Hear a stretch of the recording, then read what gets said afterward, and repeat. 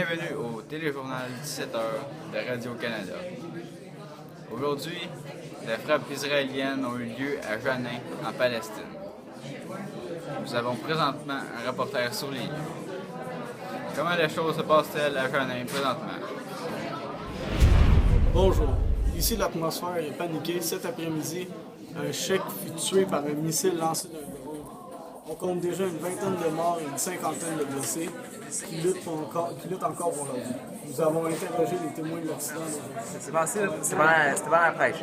Là, les miliciens sont entrés, ils ont demandé à tout le monde de ne pas paniquer. Ça se peut que ce soit une fois solaire, mais ils ont sorti immédiatement le chèque, là, puis ils l'ont mis dans une voiture, puis c'est en train de partir, puis là, le drone il a fait tomber le feu, là, whatever, du ciel. La voiture a explosé. Tous les gens autour sont morts, genre. Les corps, ils s'envolaient dans tous les sens. Je pense que je me suis pogné un morceau sur la tête. Je me suis évanoui. Je me rappelle pas vraiment bien, mais je me considère extrêmement chanceux de juste avoir eu quelques égratignures. On a un expert pour nous présenter le conflit israélo-palestinien. Les frappes et attentats en Israël et Palestine proviennent du conflit entre ces deux pays, dont les origines remontent à la séparation de la Palestine par accord de l'ONU en pays juifs d'un côté et pays arabes de l'autre, avec les villes saintes sous contrôle international pour satisfaire tous les partis. Les Palestiniens arabes ont par la suite été chassés de leur maison après un conflit avec les pays voisins contre Israël que les Israéliens ont remporté, gagnant 78% du territoire et laissant la Cisjordanie sous contrôle jordanien et la bande de Gaza sous contrôle égyptien. Donc tous des Arabes. Puis en 1964, l'armée de libération de la Palestine a été créée et en 1967, Israël a envahi la Cisjordanie, la bande de Gaza et d'autres régions. Puis l'ONU leur a donné les territoires qu'ils ont annexés en échange des retraits de leurs troupes de ces territoires. Plus tard, différents accords ont permis à la Palestine de regagner le contrôle de 13% de la Cisjordanie en échange de lutter contre le terrorisme persistant dans leur pays contre Israël. À cause de ça, on a pu assister à l'opération Plomb durci d'Israël sur la Palestine, qui a probablement tué l'imam.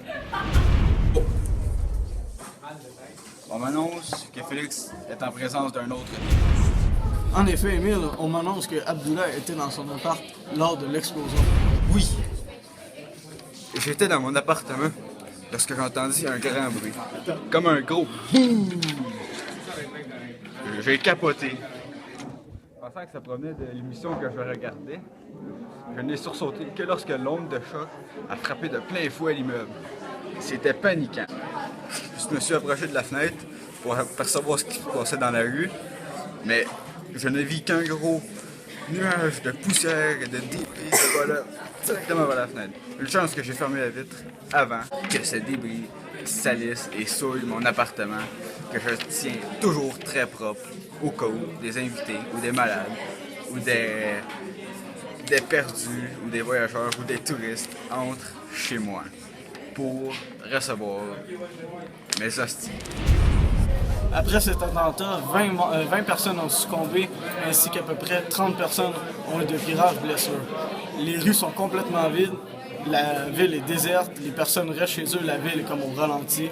Cette atmosphère de panique a créé un cocon de silence dans la ville. Et nous devons porter respect aux gens qui ont perdu des proches dans cet incident, comme par exemple Kim, qui s'y présente, qui a perdu un ami. Amin était venu ici